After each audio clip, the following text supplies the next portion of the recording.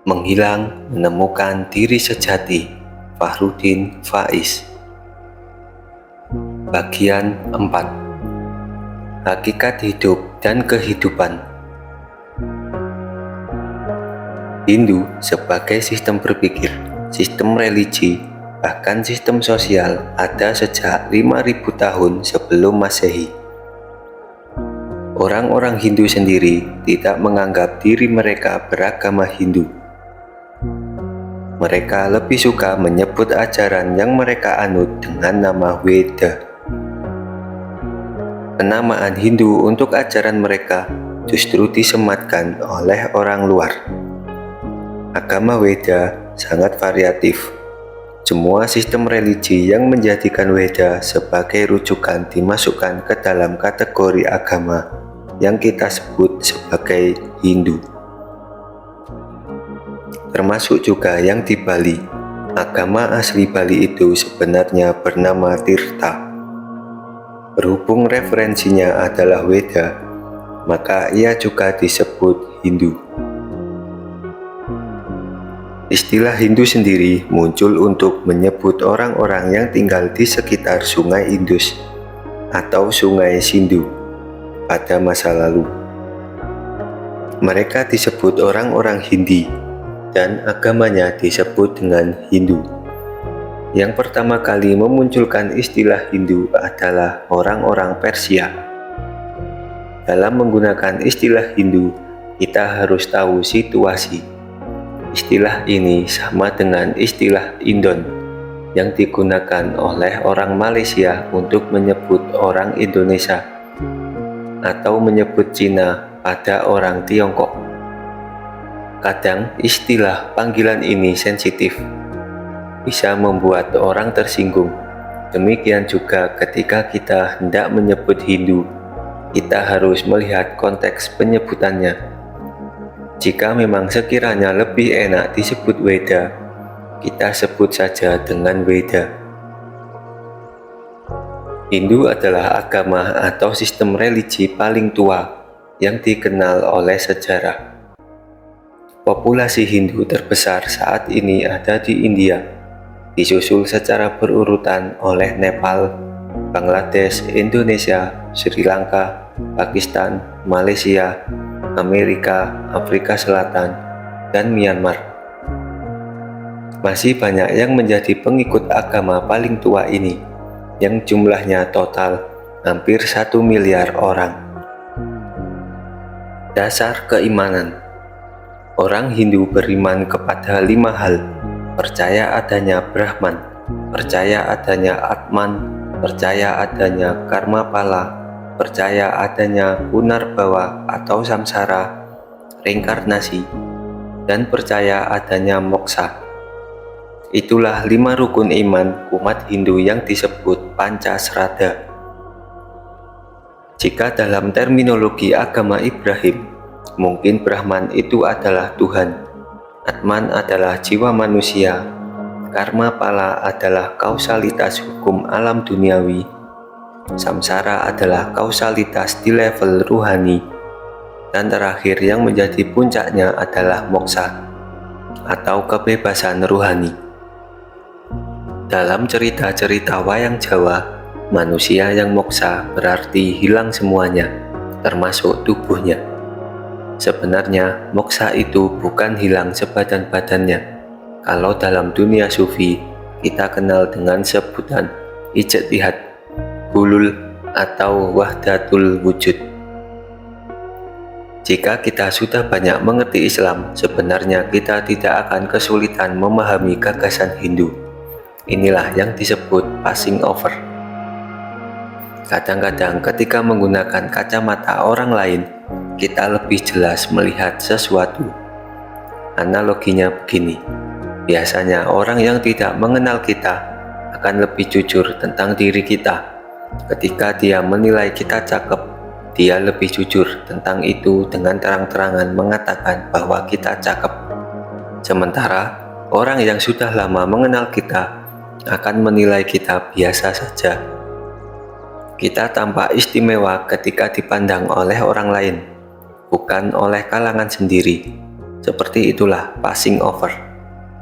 Jika kita melihat agama kita dengan kacamata yang berbeda, mungkin akan terasa lebih jujur dan mencerahkan dibandingkan ketika kita menggunakan kacamata sendiri. Seperti itulah yang dilakukan oleh Syed Hussein Nasr dan kawan-kawan. Ajian utama orang Hindu adalah Bhagavad Gita. Meski kitab sucinya yang utama ada 3, Veda, Upanishad, dan Bhagavad Gita. Bhagavad Gita lah yang biasanya dipakai untuk mengaji. Isi kitab ini mengambil dari kisah Mahabharata ketika Krishna bersabda pada Arjuna tentang hakikat hidup dan kehidupan saat perang berlangsung. Kita ini sangat dalam mengulas tentang strategi perang dan bisnis. Bhagavad Gita adalah kitab yang bisa menyaingi kitab Sun Tzu dalam hal strategi perang dan bisnis. Bahkan, hari ini lebih banyak orang yang memakai Gita dalam berbisnis dibandingkan Sun Tzu. Brahman. Secara esensial, Brahman hampir sama dengan Tuhan dalam agama-agama Ibrahim. Bedanya, dalam konsep Hindu, Brahman ada sosoknya. Tetapi, untuk aliran tertentu, Brahman sudah tidak ada sosoknya sama sekali, termasuk di Buddha. Yang jelas sifat-sifat Allah dalam Asmaul Husna ada semua di dalam Brahmannya orang Hindu, seperti kekal, imanen, tak terbatas, awal sekaligus akhir, serta menguasai segala bentuk ruang, waktu, energi, dan segala macam isi dunia ini. Rudolf Otto dan fenomenologi menjelaskan bahwa Brahman adalah sesuatu yang misterium, tremendum, dan fascinatum misterius, menggentarkan sekaligus memesona. Misterius karena susah sekali dipahami, tetapi menggentarkan. Dia menjadikan orang takut, merasa kecil di hadapannya, tetapi sekaligus sangat memesona sehingga orang ingin mendekatinya. Inilah kontradiksi yang luar biasa, menakutkan, menggentarkan, tetapi membuat manusia terpesona sehingga ingin mendekat. Itulah Brahman, Allah, atau Roh Kudus dalam konsep Nasrani. Brahman tidak bisa didefinisikan. Misterium, tremendum, atau fascinatum adalah manifestasi manusia ketika berhadapan dengannya. Kendati Anda sudah belajar agama sejak kecil, Anda tidak pernah ingin tahu tentang sesuatu yang misterium, tremendum, and fascinatum itu. Anda merasa sudah kenal Allah, namun yang Anda tahu, Allah hanya membuat Anda capek karena kewajiban-kewajiban yang diberikannya kepada Anda. Itu artinya Anda beragama secara tidak sadar. Ketidaksadaran seperti itulah yang dialami oleh kebanyakan orang. Lahir tidak sadar, hidup tidak sadar, melakukan apa saja juga tidak berdasarkan kesadaran. Beragama pun tidak dengan kesadaran, tidak jelas tujuan hidupnya. Ketidaksadaran itulah yang diserang oleh Hinduisme. Ketidaksadaran terjadi karena ketidaktahuan. Ketidaktahuan menyebabkan ketidaksadaran. Karena tidak sadar, manusia tidak akan naik kelas. Dia hanya berkutat di kelas yang sama. Karena itulah dia terus-menerus dilahirkan kembali. Sebagaimana konsep reinkarnasi dalam Hindu. Dia tidak naik kelas, harus mengulang kehidupannya hingga dia benar-benar mencapai moksa. Pengulang-ulangan hidup itulah yang disebut samsara, yang diserap dalam bahasa Indonesia menjadi sengsara. Orang yang sengsara adalah orang yang kendati punya harta, pangkat, dan jabatan, tetapi tidak bisa menikmatinya. Tidak bisa menikmati karena kualitas hidupnya tidak meningkat. Hanya mengulang yang itu-itu saja. Inilah permasalahan yang hendak diselesaikan oleh ajaran Hindu. Brahman meliputi segala sesuatu. Dalam konsep Jawa, Sosok Brahman diterjemahkan sebagai kasunyatan. Karena Brahman ada di mana-mana, maka segala peristiwa dan realitas merupakan manifestasinya yang menunjukkan kehadirannya. Segala hal yang membawa kita ke dalam peristiwa apapun dalam hidup kita, itulah kasunyatan. Dan di balik kasunyatan itulah Brahman berada. Itulah yang dalam Al-Quran disebut Wallahu bikulli syai'in muhit. Sesungguhnya Allah meliputi segala sesuatu. Dia ada di mana-mana, dalam kondisi apapun, dalam bentuk apapun, termasuk ke dalam hal-hal jelek. Hindu punya konsep khusus tentang keterlibatan Brahman dalam hal-hal jelek. Atman. Atman merupakan percikan atau bagian kecil dari Brahman. Dia ada di setiap makhluk hidup, termasuk di dalam diri manusia. Kita biasa menyebutnya jiwa, sementara orang Hindu menyebutnya jiwatman, roh.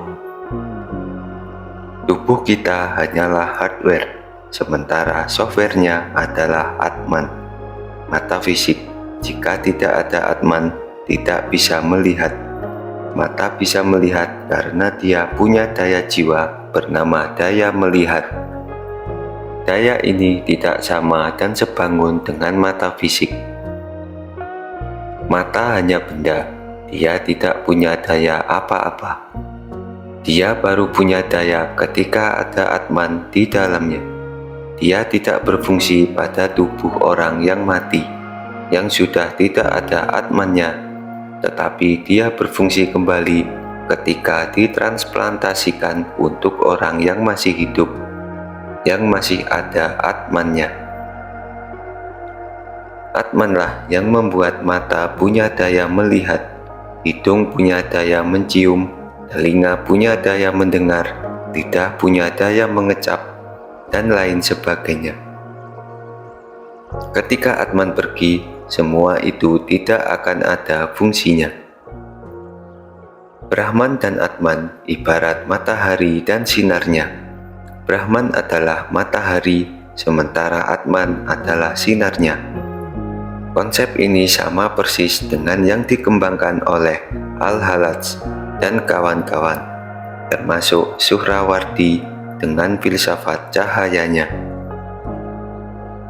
Dalam khazanah Hindu ada konsep bernama Sanata Dharma, yaitu konsep tentang kebenaran abadi, kebenaran ruhaniah, dan kebenaran spiritual yang ada sejak zaman penciptaan alam semesta sampai kiamat nanti. Konsep inilah yang diwariskan kepada para filsuf dan tokoh besar, termasuk Hinduisme, juga dalam pemikiran Islam yang katanya diusung oleh Suhrawardi dan kawan-kawan. Syed Hussein Nasr menyebutnya Saintya Sakra atau pengetahuan suci. Sayangnya, pengetahuan suci ini disekulerkan atau dimaterialkan oleh Barat sehingga menjadi rusak. Jika kita menjelajah pemikiran Saintya Sakra, kita akan mendapatkan informasi bahwa orang-orang zaman dulu sebenarnya sudah pernah menguasai pengetahuan suci secara utuh dan menyeluruh, termasuk dalam urusan materi. Akan tetapi, mereka kemudian menyeleweng hanya ke arah materi saja. Karena penyelewengan itulah peradaban mereka menjadi hancur.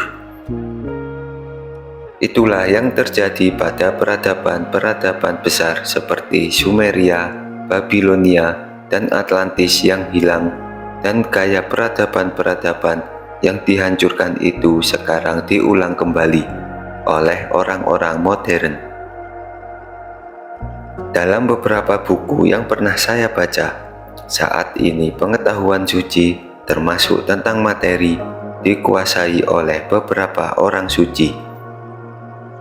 Kalau menggunakan bahasa Islam, dikuasai oleh beberapa wali yang tersembunyi. Pengetahuan itu tidak dikeluarkan semuanya, tetapi hanya dikeluarkan satu demi satu sesuai kepentingan manusia. Jika dikeluarkan semuanya, takutnya peradaban masa kini akan menjadi semacam peradaban Atlantis dan sejenisnya. Namun, kendati dikeluarkan sedikit demi sedikit, pada akhirnya banyak juga pengetahuan seperti itu yang dikeluarkan, hingga akhirnya keluar semua. Jika sudah keluar semua, tinggal menunggu siklusnya saja, sebagaimana yang terjadi pada peradaban-peradaban besar di masa lampau. Referensi bagus tentang konsep Saintia Sacra bisa didapat dari aliran Bahai di Persia atau buku-buku tasawuf falsafi.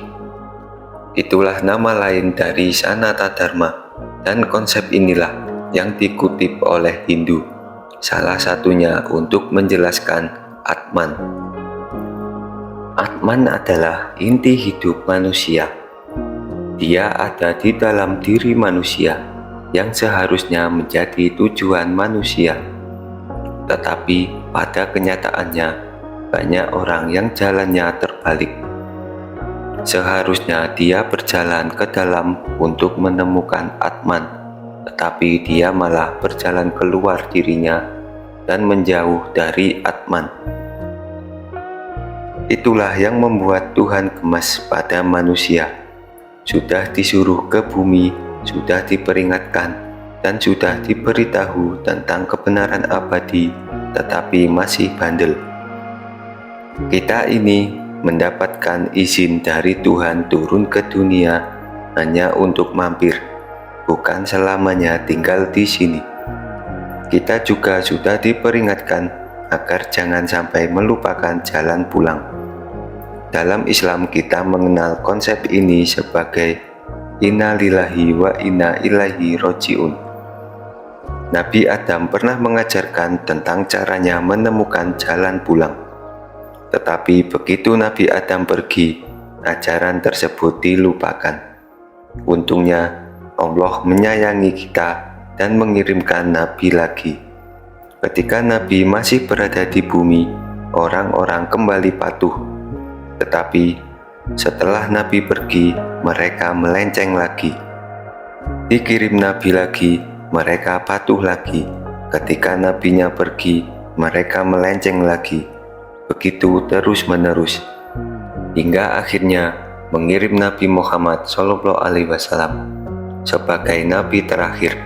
Kalau setelah Nabi Muhammad SAW pergi masih hancur-hancuran lagi, yang terjadi kiamat. Makanya Nabi Muhammad disebut sebagai Nabi akhir zaman, Nabi edisi terakhir. Tidak akan ada lagi Nabi yang dikirimkan. Jadi kalau umat yang ditinggalkan Nabi Muhammad SAW hancur hingga tidak bisa diperbaiki lagi, maka yang terjadi kiamat. Agama, utusan, ajaran, atau nabi itu, menurut ajaran Hindu, sebenarnya petunjuk dari Brahman agar kita bisa menemukan Atman. Ada 4 jalan untuk menemukan Atman. Pertama, Nana Yoga atau jalan pengetahuan. Jika Anda merasa kapasitas akal Anda memadai, ambillah jalur ini. Berpikirlah lewat jalur filsafat.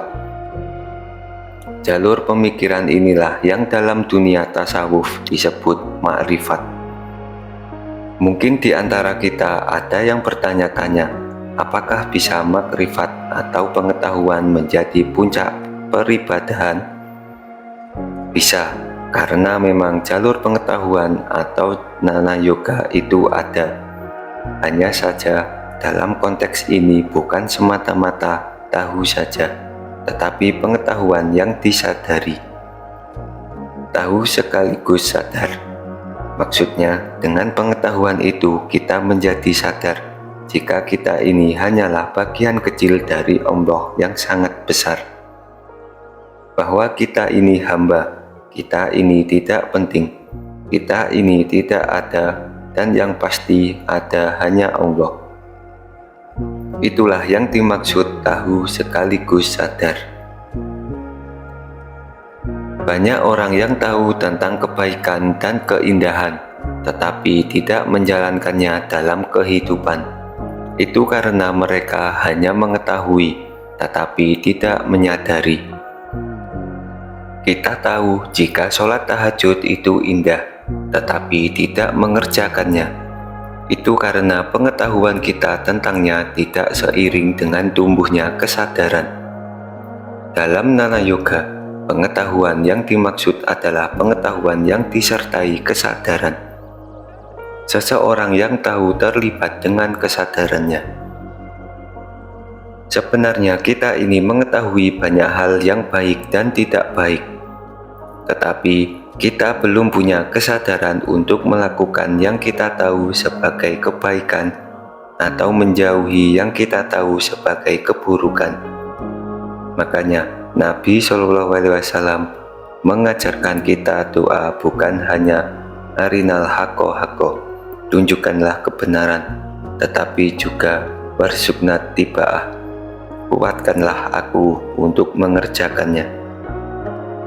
Sebab sekedar tahu kebenaran itu tidak akan berarti apa-apa tanpa kesadaran untuk mengerjakannya.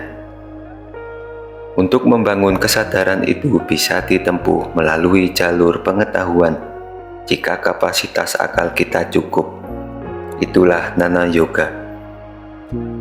Dalam konsep sufi, kita harus menyadari diri kita, siapa kita, posisi kita di alam ini, sehingga kita tahu harus bagaimana menempatkan diri.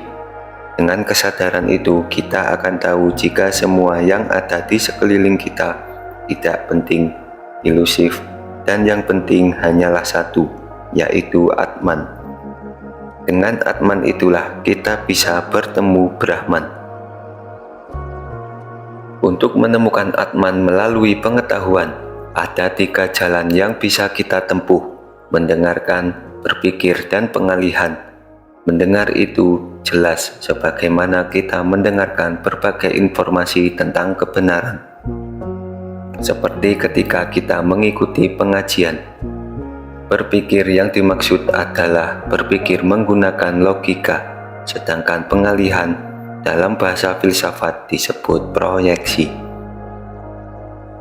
Ketika Anda mendengarkan sebuah pengajian dan Anda mengangguk-angguk sendiri karena merasa mendapatkan pencerahan, berarti aktivitas mendengarkan Anda itu adalah lelaku. Dalam bahasa Al-Quran itulah mau'izoh hasanah. Ada jenis orang yang bisa mendapatkan kebenaran hanya dengan mendengarkan. Ada juga yang melalui jalur berpikir atau kontemplasi. Biasanya ini adalah jalur para filsuf. Dia berpikir sendiri, muhasabah atau tafakur. Sedangkan pengalihan adalah berpikir analogis untuk memahami diri sendiri dari berbagai perspektif. Hal ini diperlukan karena terkadang kita siap dengan muhasabah, hasil pemikiran sendiri, tetapi tidak siap beranalogi dengan pemikiran orang lain. Kita hanya siap dengan perspektif yang kita pahami sendiri, tetapi tidak siap dengan perspektif orang yang tidak suka dengan kita. Kita belum siap ketika ada orang mengkritik kita. Berpikir pengalihan itu maksudnya kita berpikir dari perspektif orang yang mengkritik kita.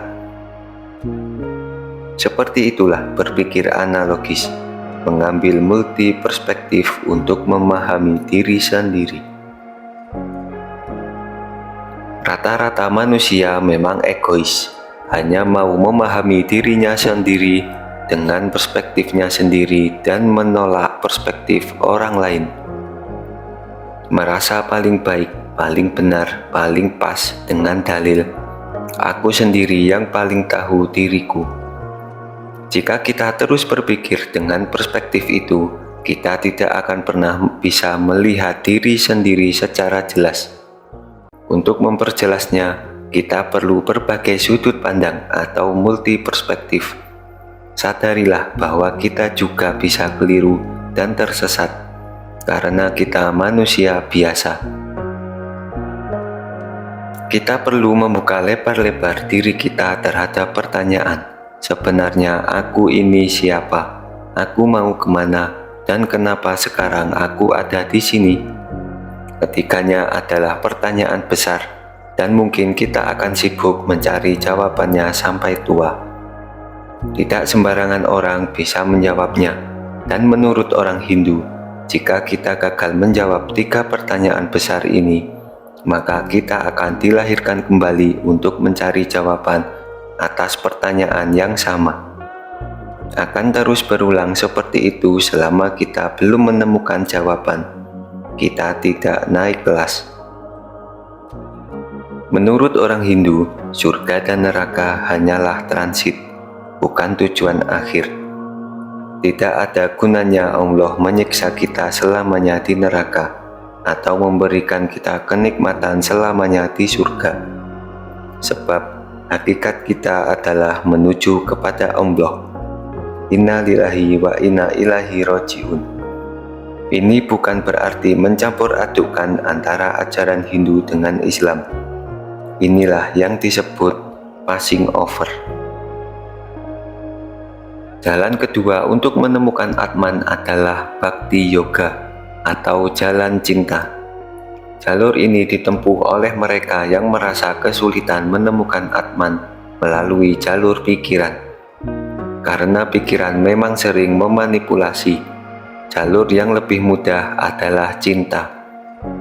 Cinta itu tidak bisa dijelaskan, tetapi setiap manusia pasti punya kualitas dan karakter cinta dengan intensitas masing-masing. Pada satu level, ada relasi cinta antara anak dengan orang tua. Pada level lainnya, ada cinta terhadap ponsel, misalnya, sehingga seseorang bersedih jika kehilangan ponselnya. Ada juga cinta terhadap barang-barang atau teman. Ada relasi cinta dalam setiap level relasi kita. Untuk bertemu dengan Atman pun bisa ditempuh melalui jalur cinta. Caranya adalah dengan tidak memikirkan diri sendiri. Ketika orang jatuh cinta, biasanya dia akan membuang egonya demi yang dicintainya. Begitu pula seharusnya ketika menjalin relasi dengan Tuhan. Tidak perlu memikirkan untuk apa Allah menganjurkan kita sholat di sepertiga malam. Kerjakan saja, tidak usah pakai hitung-hitungan.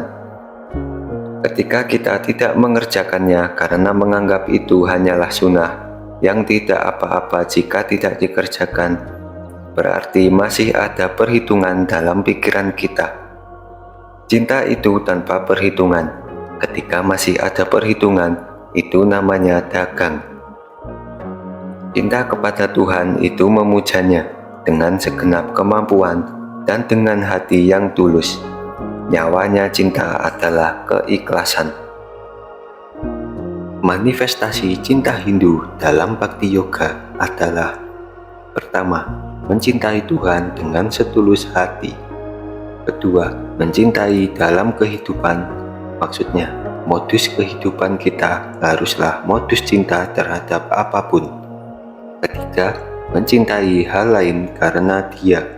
Dan keempat, mencintai Dia tanpa pamrih. Tulus adalah awalnya, tanpa pamrih adalah akhirnya. Tulus itu berarti bersih, sedangkan tanpa pamrih itu tidak menginginkan apa-apa selain keridhaan yang dicintai. Asal Allah ridho, itu sudah cukup.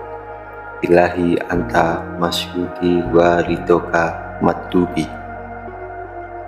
Meski mengantuk dipaksakan bangun untuk sholat malam, asal Allah ridho. Seperti ketika menjemput pasangan Anda, meski capek tidak masalah, asal dia senang. Cinta juga harus diaplikasikan dalam konteks horizontal. Kita melakukan apapun harus berlandaskan cinta, bukannya berlandaskan ekonomi. dengan memikirkan apa yang akan kita dapat dari perbuatan kita. Pada kenyataannya, inilah yang menjadi dasar banyak orang dalam menjalin hubungan dengan orang lain.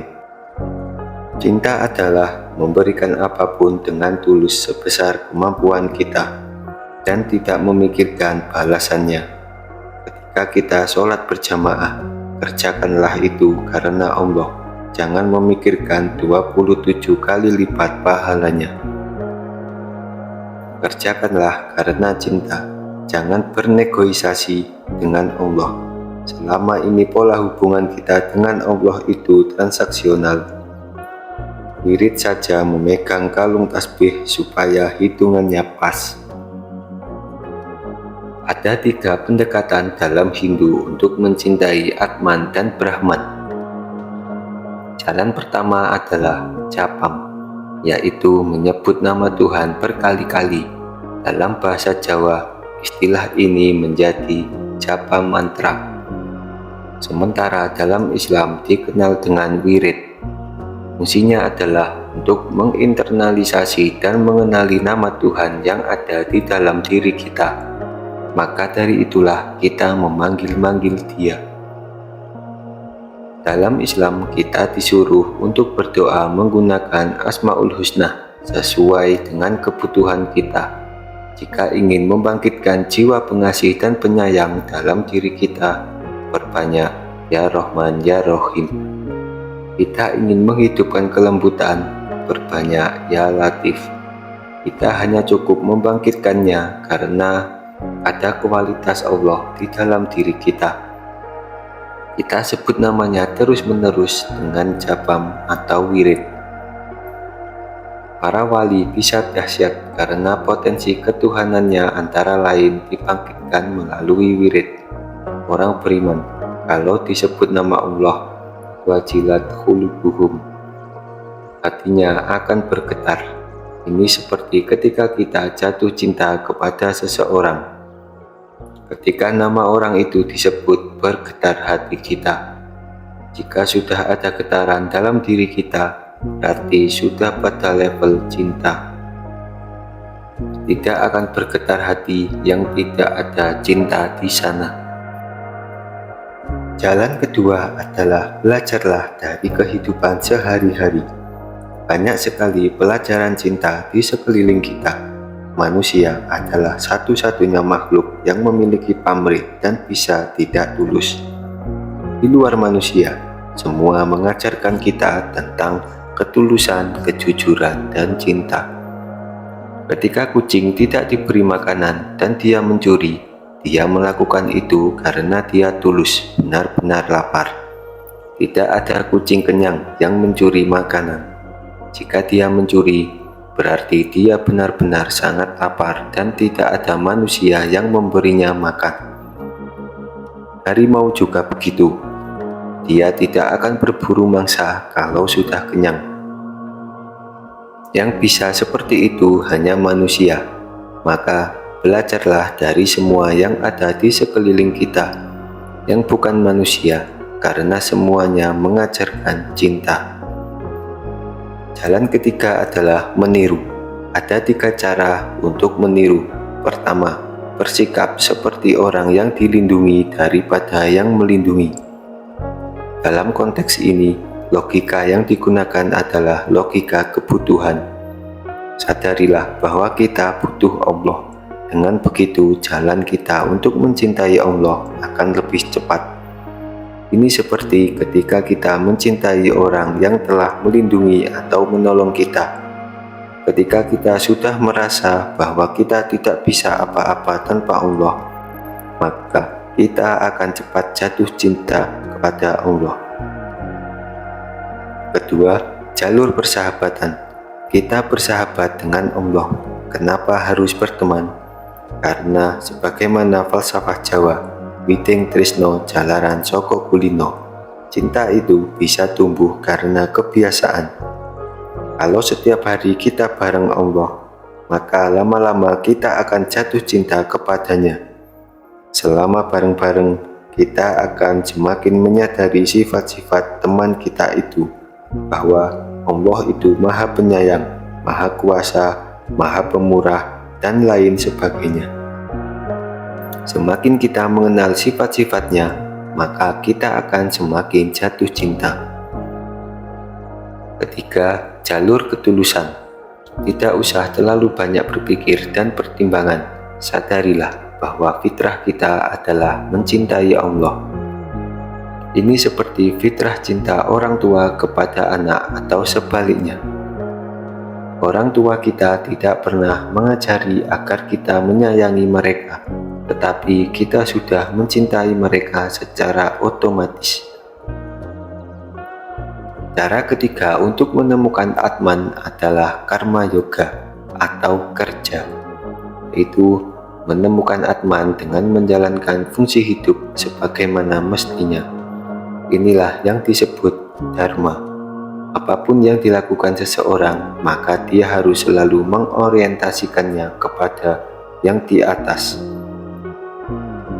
Dalam Islam, konsep ini sama dengan bekerja sebagai ibadah.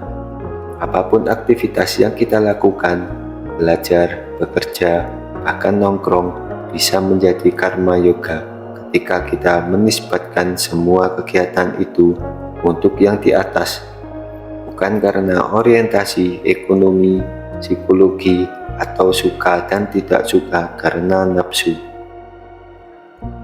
Kita selalu ingat bahwa ada Allah yang selalu mengawasi perilaku kita, menjadi hakikat hidup kita, dan yang harus kita tuju.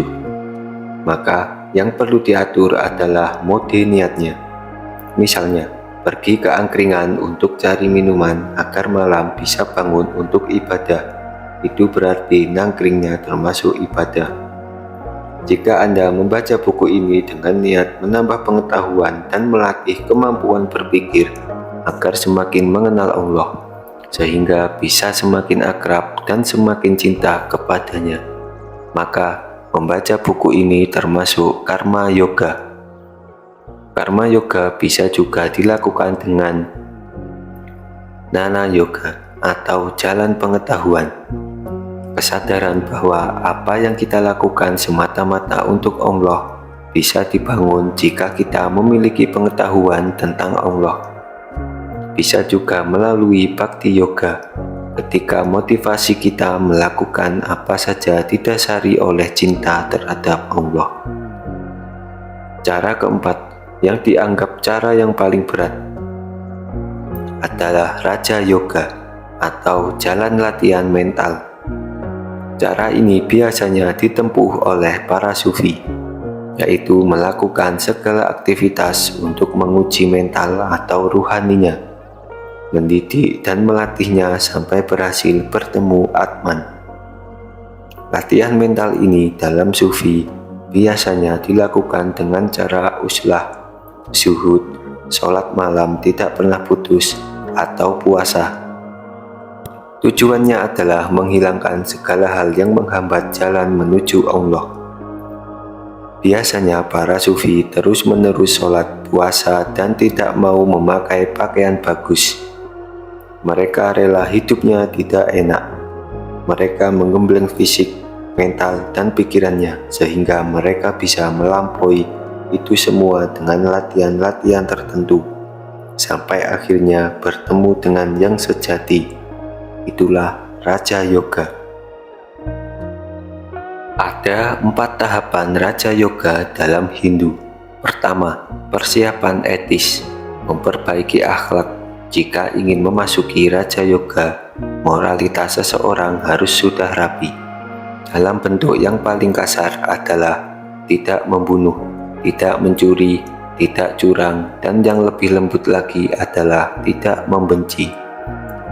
Selama masih ada kebencian di dalam dirinya, maka dia tidak akan pernah bisa memasuki Raja Yoga. Jalannya diblokir oleh kebenciannya itu, maka hilangkanlah kebencian jika ingin memasuki Raja Yoga. Kalau langkah pertama tidak tuntas, seseorang tidak akan sukses memasuki tahap berikutnya. Kedua, persiapan badani, yaitu gerak badan, gerak nafas yang dalam Islam disebut ibadah mahdoh yang diatur dalam fikih. Setelah akhlaknya beres, baru beribadah mahdoh. Tidak bisa dibalik. Kebanyakan orang seringkali terbalik. Fikih dulu, akhlaknya belakangan. Jadi mereka teriak Allahu Akbar, tetapi menimbulkan kerusakan. Idealnya bukan begitu. Bereskan dulu akhlak, baru beribadah. Akhlak itu termasuk ikhlas dan ketulusan di dalamnya. Maka, kalau sisi ini tidak beres, ibadah mahdoh akan kacau. Ibadah mahdoh di Hindu itu antara lain pernapasan yang kita kenal dengan yoga. Yoga itu harus ada samkhyaknya. Harus ada aspek mental atau batinnya. Aspek ini harus beres dulu, baru tujuan yoga bisa ketemu. Kalau belum baik, tidak akan ketemu tujuannya. Yoga hanya berhenti menjadi gerak fisik sebagaimana yoga populer yang kita kenal sekarang ini, yang hanya berorientasi pada kesehatan fisik. Maka dari itu, yoga yang seperti ini tidak akan sampai kepada Raja Yoga. Ketiga, merenung. Setelah akhlaknya beres, ibadahnya beres, berikutnya adalah tafakur. Setelah itu masuk ke tahap keempat, yaitu semedi. Semedi adalah menggabungkan diri dengan yang sejati, melenyapkan identitas diri dengan tujuan untuk membuka diri agar Brahman datang. Puncak semedi ini kalau dalam tasawuf adalah hulul atau ijtihad. Jika 4 jalan Raja Yoga ini sukses ditempuh, hasilnya akhirnya adalah moksha. Sebelum keempatnya berhasil, seseorang tidak akan pernah bisa moksha. Itulah jalur untuk menemui Atman, Nana Yoga, Bhakti Yoga, Karma Yoga, dan Raja Yoga. Jalur ilmu, jalur akhlak, jalur kerja, dan jalur latihan mental. Melalui 4 jalan inilah manusia bisa menemukan hakikat hidup bernama Atman. Dan jika seseorang sudah berhasil bertemu Atman, otomatis dia juga bertemu dengan Brahman. Otomatis dia bertemu dengan Tuhan atau Ilaihi Roji'un. Ideologi seperti ini oleh Syekh Siti Jenar disebut mati sakjeroning urip, mati di dalam hidup. Ilaihi Roji'un, ketika masih hidup, karena belum mati sudah bisa bertemu dengan Allah. Kita bisa Ilaihi Roji'un sekarang juga jika kita sudah bisa membereskan diri kita, tidak perlu menunggu nanti setelah mati. Karma pala. Karma pala berasal dari 2 kata, yaitu karma yang berarti perbuatan dan pala yang berarti buah atau hasil. Maka karma pala berarti hasil dari perbuatan. Kata pala ini kemudian diadopsi dalam bahasa Indonesia menjadi pahala. Jadi pahala itu arti sebenarnya adalah hasil. Jika Anda rajin belajar, maka Anda mendapatkan pahala berupa nilai yang bagus. Jika Anda bekerja dengan bersungguh-sungguh, maka Anda akan kaya, dan itulah pahala. Karma pala berlaku pada perbuatan yang sudah dilakukan atau yang akan dilakukan. Yang akan dilakukan ini maksudnya, kendati perbuatan itu baru dipikirkan, belum dilakukan, itu juga ada karma palanya. Maka berhati-hatilah, sebab pikiran, perkataan, dan perbuatan semua ada karmanya. Hanya membayangkan saja juga ada balasannya. Al-Quran menyebutkan, "Faman ya'mal miskola zarotin khoiro yaroh, waman ya'mal miskola zarotin saron yaroh." Meskipun ada yang dilakukan seseorang sangat kecil, hanya sekedar membayangkan, pasti ada balasannya. Kalau yang kita lakukan bagus, maka buahnya akan bagus. Tetapi kalau perbuatan kita jelek, buahnya juga akan jelek. Ketika pikiran seseorang jelek dan tidak seharusnya, maka buahnya juga akan jelek dan tidak seharusnya. Kalau perbuatan itu hanya seberat zarah, maka karmanya juga seberat zarah, sangat kecil. Kalau perbuatannya besar, karmanya juga sangat besar. Dalam gagasan Hindu, jika ada orang jahat tetapi tidak mendapatkan balasan untuk kejahatannya sampai dia mati, maka dia akan dilahirkan kembali untuk mendapatkan balasannya. Akan terus berputar seperti itu hingga karmanya benar-benar habis. Maka perhatikan segala aktivitas kita, karena semuanya akan kembali kepada diri kita sendiri. Dalam tradisi Jawa ada kepercayaan Gusti Allah ora sare, Allah tidak pernah tidur. Maksudnya, segala perbuatan pasti terbalas. Meskipun Anda diperlakukan buruk oleh orang lain, tetapi Anda tidak membalasnya, pasti perbuatan orang tersebut akan tetap terbalas dengan sendirinya. Entah kapan, entah dalam kondisi apa, atau entah seperti apa, tanpa perlu campur tangan Anda dalam pembalasan itu. Itulah karma pala.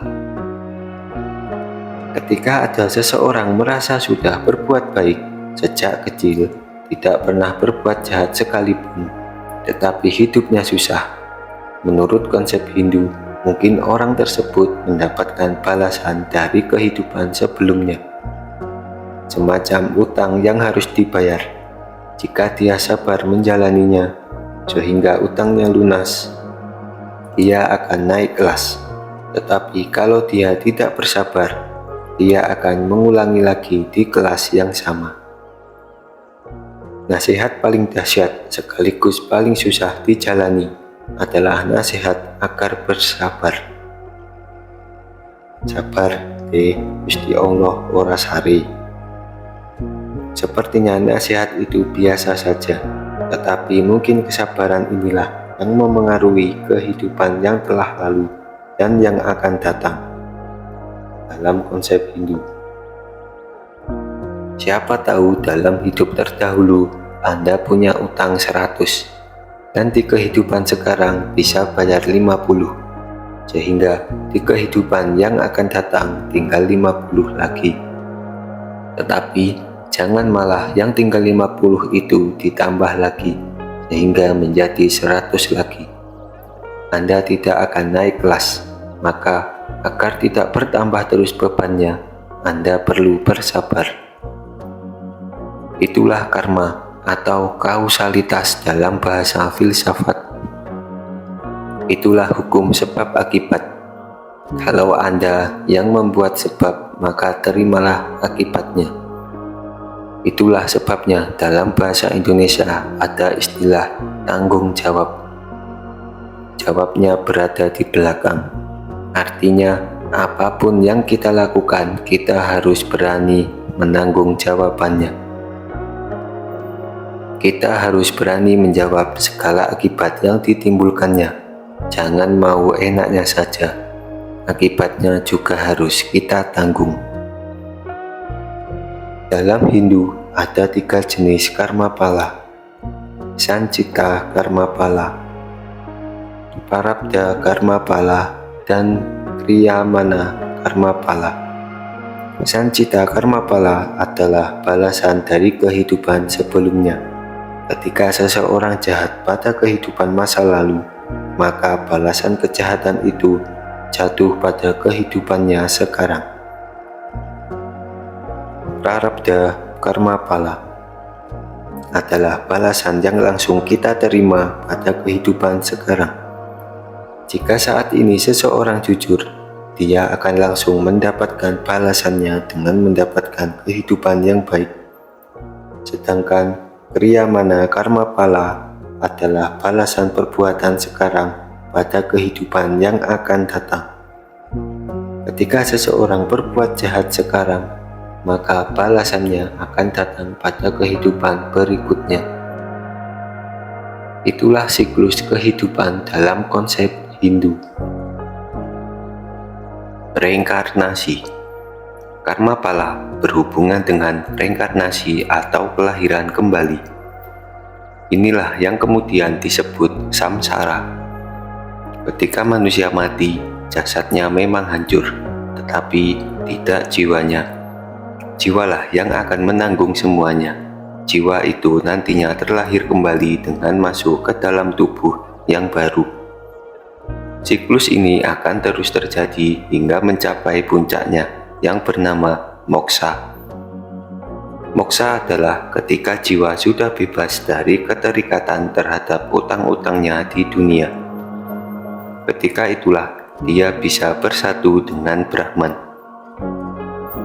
Yang bisa bersatu dengan Brahman melalui proses ini adalah manusia. Jika dewa atau malaikat ingin bersatu dengan Brahman, menurut konsep Hindu, maka dia harus turun level menjadi manusia. Oleh karena itu, di film-film India ada yang menceritakan tentang dewa atau malaikat yang turun level menjadi manusia karena mereka ingin bereinkarnasi agar pada akhirnya bisa bersatu dengan Brahman. Sebenarnya di dalam Al-Quran ada beberapa ayat yang mengindikasikan reinkarnasi ini, tetapi tidak perlu kita bahas di sini.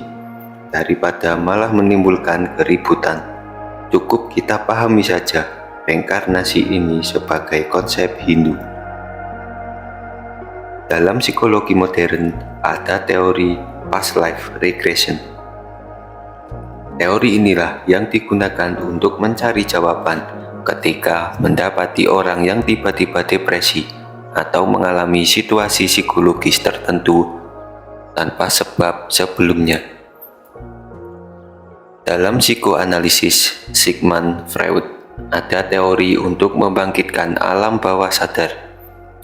Tetapi dalam past life regression ini yang dibangkitkan bukan sekedar bawah sadarnya, tetapi bawah sadar yang merupakan koleksi dari pengalaman kehidupan terdahulu.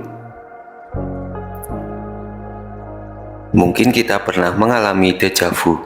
Kita belum pernah datang ke suatu tempat, tetapi kita merasa pernah datang ke situ. Kecurigaan ini mungkin bisa dijawab dengan teori past life regression.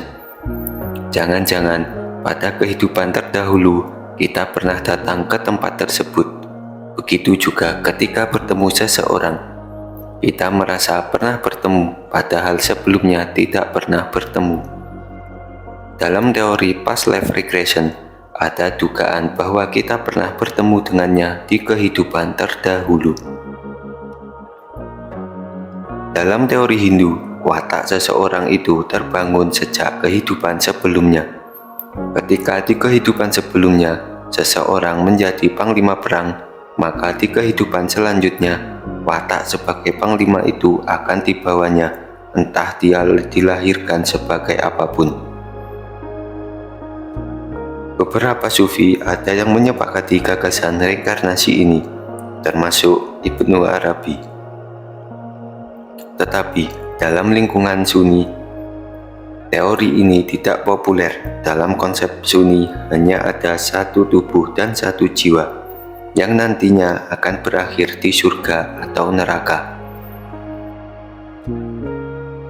Tujuan kehidupan orang Hindu. Orang Hindu mempunyai 4 tujuan hidup yang jika diurutkan dari yang paling bawah dimulai dengan arta atau uang, kama atau kesenangan fisik dan emosi, dharma atau kebajikan, dan moksha atau keselamatan atau kebebasan. Hidup itu ada tahapan-tahapannya. Tidak perlu munafik dengan menganggap bahwa hidup ini harus langsung moksha. Tidak bisa seperti itu. Jika tahapan paling bawah saja tidak beres, maka seseorang tidak akan bisa naik ke tahap berikutnya. Yang paling bawah adalah arta, atau kepemilikan material. Ini penting untuk dibereskan. Misalnya, kebutuhan kita terhadap baju.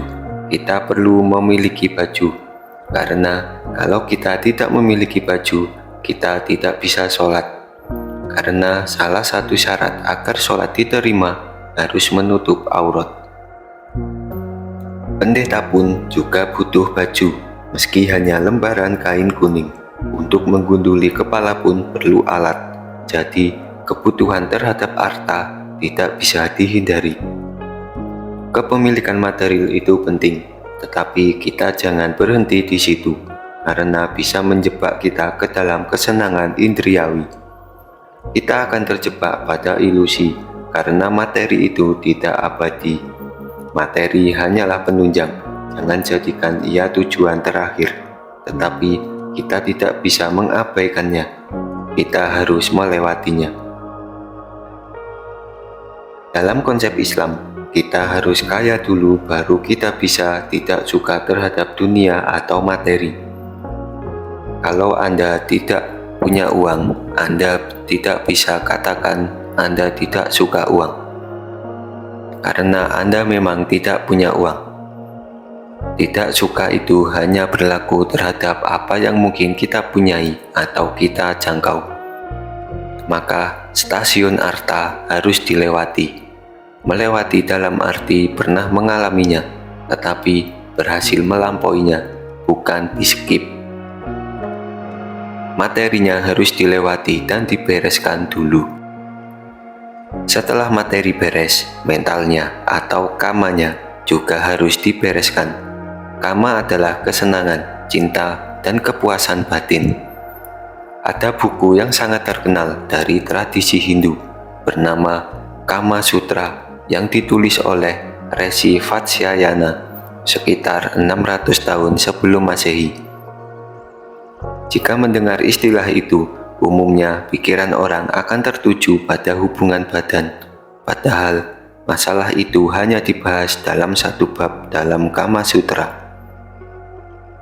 Kalau tidak salah, hanya ada di bab 2. Pada bab pertama, kitab tersebut berisi tentang kehidupan, tentang keluarga, dan norma. Hakikat cinta juga baru dibahas di bab-bab belakang. Secara umum, Kama Sutra membahas tentang kondisi mental manusia dalam Hindu. Pernikahan dan hubungan badan adalah salah satu tahap yang harus dilewati manusia juga, sebab itu adalah fitrah manusia dalam bentuk kama. Jika seseorang tidak beres di tahap ini, dia tidak akan bisa melanjutkan perjalanannya. Kalau mau di bypass langsung moksa, pasti terjadi kekacauan. Karena potong jalan seperti inilah, akhirnya ada kiai yang menghamili santrinya. Itu karena urusan kamanya belum beres.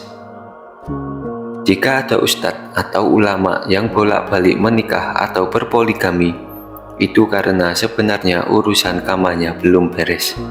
Kawin dulu kalau urusan seksual sudah beres, baru uslah dan wiridan. Kalau tidak dibereskan dulu, sholat dan ibadah lainnya tidak bakal khusyuk. Pikiran selalu menjurus ke situ. Makanya Islam membenci orang yang tidak menikah, karena menikah adalah fitrah. Mengakui atau tidak, jika seseorang itu normal, dia pasti membutuhkannya. Penuhilah itu. Kalau sudah puas, sudah beres, baru lanjutkan perjalananmu. Tidak masalah mempelajari bab seksual di Kama Sutra. Dari situ kita bisa belajar bagaimana cara mencapai kepuasan optimal, benar-benar sampai puncak, sampai urusan yang satu ini benar-benar beres, sehingga kita bisa melanjutkan perjalanan. Sebenarnya, kama bukan hanya soal seksual, tetapi juga tuntutan-tuntutan nafsu yang lain, termasuk jabatan dan kekuasaan. Tuntutan itu juga perlu dibereskan. Setelah fase arta dan kama selesai, baru masuk ke tahap dharma. Dharma bisa diartikan sebagai agama, kebajikan, keadilan, kebenaran, budi pekerti, moral, dan lain sebagainya. Tetapi intinya adalah tugas manusia di dalam hidup. Dharma seorang mahasiswa adalah belajar. Dharma seorang dosen adalah mengajar. Dharma seorang ulama adalah mencerdaskan umat. Dharma seorang pejabat pemerintahan adalah mengelola negara. Dharma ini sangat penting. Dharma harus dijalankan agar kehidupan tidak menjadi rumit. Kehidupan akan kacau jika seseorang tidak mengerti dharmanya. Kalau di dalam Islam, dharma ini semacam amal saleh. Selama ini kita mengartikan amal soleh sebagai amal yang baik. Tidak masalah pendefinisian seperti itu, tetapi ada yang lebih pas. Amal soleh berarti amalan yang pas atau sesuai. Amalan sesuai peran dan tugas atau makom masing-masing. Amal soleh seorang guru adalah mengajar. Amal soleh seorang murid adalah belajar. Amal soleh seorang petani adalah bertani. Amal soleh seorang Abu Rizal Bakri menyumbang miliaran rupiah. Amal soleh kita sebagai orang biasa adalah menyumbang ribuan atau puluhan ribu dan lain sebagainya. Amalan itu harus sesuai dengan peran dan kemampuan masing-masing. Seperti itu pula lah dharma. Pahami tugas kita karena hanya kita yang bisa mengerjakannya. Tidak ada orang lain yang bisa menggantikan, sehingga dalam konsep Hindu ada yang dinamakan kasta. Konsep ini untuk mempermudah seseorang mengetahui dan mengerjakan dharmanya, menentukan kewajiban dan batasan tentang apa yang harus dilakukan seseorang sesuai dengan kastanya. Jika jadi kesatria, jadilah kesatria yang baik dengan membela negara. Kalau jadi rakyat, jadilah rakyat yang baik, jangan malah merusuhi negara. Kendatipun orang tidak menyetujui kasta, setidaknya setiap orang mengerti dharma masing-masing. Cara paling mudah untuk memastikan seseorang sudah mengerjakan dharmanya dengan baik atau belum adalah dengan menanyai pihak-pihak yang terkait dengan dharmanya. Untuk memastikan apakah kita seorang kakak yang baik, kita perlu bertanya kepada adik. Untuk memastikan apakah kita sudah menjadi anak yang baik, bertanyalah kepada orang tua. Kalau tidak ada komplain terhadap peran kita, maka kita sudah mengerjakan dharma dengan baik. Moksa. Moksa berarti bebas dari samsara atau lingkaran reinkarnasi. Dalam konsep Hindu, ketika seseorang terus-menerus dilahirkan kembali, maka dia merasakan sengsara luar biasa. Dia akan selalu bertanya-tanya, kapan akan berakhir? Untuk memutus itu, tempuhlah jalan moksa. Ketika sudah moksa, berarti manusia sudah ilaihi roji'un. Ketika sudah moksa, seseorang sudah termasuk ya ayu Tuhan nafsul mu'mainah irji'i ila rabbiki radiyatan mardiyah. Dia sudah diridhoi dan dia sendiri ridho sampai kepada Allah. Itulah moksa. Bukannya hilang setubuh-tubuhnya sekalian mengurai seperti udara, tetapi dia sudah bebas dari keterikatan dunia, sehingga dalam konsep Hindu dia sudah terbebas dari samsara. Moksa ada 4 level. Pertama, samibya, ialah moksanya para resi, pendeta, atau ulama. Mereka berhasil mencapai puncak bernama makrifat dengan jalan pengetahuan. Kedua, sarubya atau sadarmia. Moksa ini dicapai oleh para avatar atau wali dalam Islam. Mereka adalah orang-orang yang sudah bertemu Atman dengan menempuh berbagai jalan seperti yang dijelaskan di bagian sebelumnya. Ketiga, salokya. adalah tingkat moksa yang hanya bisa dicapai oleh orang yang sudah mati. Dia tidak dilahirkan kembali atau tidak harus menjalani reinkarnasi, tetapi langsung moksa karena perbuatan baiknya. Pada zaman dulu, orang yang mencapai mahom salokia dipercaya bisa dinobatkan menjadi dewa. Ia bergabung dengan level ketuhanan. Keempat, Sayujya adalah moksa level tertinggi, di mana dirinya sudah lenyap sama sekali. Hanya tinggal Brahmannya. Ketika Atman lenyap sama sekali, sehingga yang tersisa tinggal Brahman. Dosa. Dalam konsep Hindu, dosa adalah jiwa yang terperangkap oleh ilusi, maya, atau ketidaksejatian. Jiwa yang terperangkap oleh kenikmatan indriawi. Ketika seseorang terjebak oleh indera, maka dia akan terjebak dalam egoisme keakuan. Ketika seseorang terjebak dalam pusaran keakuan, sehingga ada akunya aku, akunya kamu, akunya kalian, dan akunya yang lain, maka dia semakin menjauh dari yang hakiki. Keakuan membuat kita semua terpisah, sementara hakikat kita adalah entitas tunggal yang sama. Kita adalah Atman dari Brahman yang sama.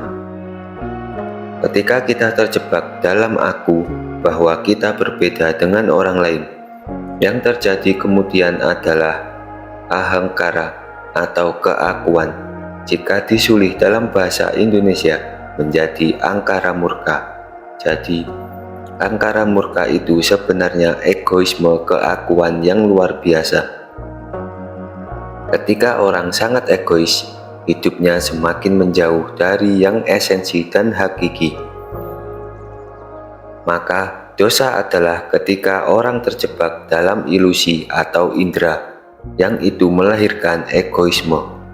Dan egoisme melahirkan ahangkara atau angkara. Angkara inilah yang melahirkan karma, dan karma inilah yang menyebabkan seseorang harus dilahirkan kembali. Dan ketika kelahiran kembali ini sudah dituntaskan, saat itulah seseorang akan bebas dan mengalami moksa. Itulah Sat yang sejati, itulah Cit yang baka, dan itulah Ananda, kebahagiaan sempurna.